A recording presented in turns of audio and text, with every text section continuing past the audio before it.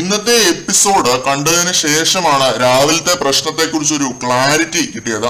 കഥയിലെ വില്ലൻ അർജുനാണ്. ജാൻമണി ആ പേരെടുത്തിട്ട് അർജുനെ നാറ്റിച്ചില്ല എന്നേ ഉള്ളൂ. അത് ജാൻമണിയുടെ ക്വാളിറ്റി. ആദ്യം തന്നെ 9 എന്നുള്ള ആ ഒരു നമ്പറിന്റെ അർത്ഥം എന്താണെന്ന് നോക്കാം.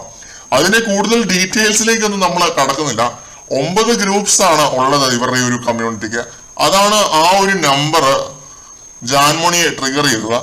നിങ്ങൾക്ക് കാര്യം മനസ്സിലായി എന്ന് ഞാൻ വിശ്വസിക്കുന്നു. ഇനി ഈ പ്രശ്നത്തിലേക്ക് കടക്കാം. രാവിലെ എല്ലാവരും കഴിച്ചത് പൂരിയാണ്. ജിൻഡോ പറയുന്നു ഞാൻ 6, 2, 8 പൂരിയായി എന്ന്. ഇപ്പുറത്തെ ജാൻമണിയും അപ്പുറത്തെ അർജുനും ഇരിപ്പുണ്ട്. ജാൻമണി ആശ്ചര്യത്തോടെ നോക്കുന്നുണ്ട്. ഇയാൾ 8 നമുക്ക് കഴിച്ചോ, ഭീകര പോളിംഗ് ആണല്ലോ എന്നുള്ള രീതിയിൽ ഇങ്ങനെ നോക്കുന്നുണ്ട്. അപ്പൊ വളരെ അൺഎക്സ്പെക്ടഡ് ആയിട്ട് അപ്പുറത്ത് നിന്ന് അർജുൻ പറയുന്നു ഒരെണ്ണം കൂടി കഴിച്ച് 9 ആക്കുന്നോ എന്ന്. അത് അർജുൻ മൊന വെച്ച് തന്നെ പറഞ്ഞതാണ്. ജാൻമണി അവിടെ ഇരുന്നത് കൊണ്ട് മാത്രം പറഞ്ഞതാണ്. ഇത് കഴിഞ്ഞ സിഗരറ്റ് റൂമിൽ വെച്ച് ജിൻഡോ ഇത് ജാനുവിനോട് പറയുന്നുണ്ട്. കാരണം ജാനു ഇത് അധികം ശ്രദ്ധിച്ചിട്ടുണ്ടായിരുന്നില്ല അർജുൻ ഇത് പറയുന്ന സമയത്ത്. അപ്പൊ അത് കഴിഞ്ഞിട്ടാണ് ജാൻമണി ക്ലാരിറ്റി വരുത്താതെ ഇത് ടിവിക്ക് മുന്നിൽ നിന്ന് പറയുന്നത് ലിവിംഗ് റൂമിൽ വെച്ചിട്ട്.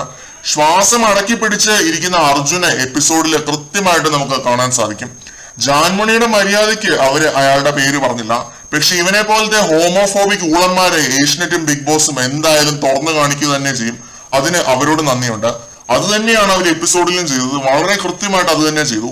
കാര്യങ്ങൾ കൃത്യമായി പ്രേക്ഷകരുടെ മുന്നിലേക്ക് എത്തിച്ചു. 9 എന്ന നമ്പറിനെ കൊണോട്ടേഷൻ വെച്ച് തന്നെയാണ് അർജുൻ പറഞ്ഞത്. അത് കേട്ടപ്പോ നാച്ചുറൽ ആയിട്ട് പറഞ്ഞു പോകുന്നതിൻ്റെതായ ഒരു ലക്ഷണങ്ങളും ഞാൻ കണ്ടില്ല. ഞാനായിരുന്നുവെങ്കിൽ ഓക്കെ ജിൻഡോ ചേട്ടൻ 2 എണ്ണം കൂടെ കഴിച്ച് 10 എണ്ണം ആക്കിക്കൂടെ എന്ന് പറഞ്ഞേനെ. നമ്മൾ അങ്ങനെയാണ്, നേരെ വാ നേരെ പോ, സ്ട്രേറ്റ് ഫോർവേഡ് ആണ്.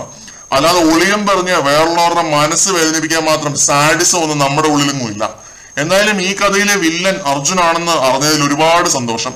നന്മമരം കളിച്ചുള്ള അവന്റെ നാടകം ഇനി കാണണ്ട. ഒരു കാര്യത്തിൽ മാത്രമേ വിഷമമുള്ളൂ. അർജുനൊക്കെ എക്സ്പോസ് ചെയ്യാൻ കിട്ടിയ അവസരം ജാൻമണി കൃത്യമായിട്ട് വിനിയോഗിച്ചില്ല. അതിന്റെ പേരിൽ നമ്മൾ വരെ ആ പാവത്തിനെ വെറുതെ ഓരോന്ന് പറഞ്ഞിരുന്നു. രാവിലെ ഇട്ട വീഡിയോയിൽ പറഞ്ഞതിനൊക്കെ ജാൻമണിയോടും ജാൻമണിയുടെ കമ്മ്യൂണിറ്റിയോടും ഞാൻ മാപ്പ് ചോദിക്കുന്നു. ക്ലാരിറ്റി ഇല്ലാതെ നമ്മൾ പറഞ്ഞു പോയതാണ്. ഇപ്പോഴത്തെ കഥയിലെ വില്ലൻ ആരാണ് എന്ന് ഇപ്പോഴാണ് മനസ്സിലായത്. സോറി. മറ്റൊരു അപ്ഡേറ്റുമായിട്ട് നമുക്ക് വീണ്ടും കാണാം.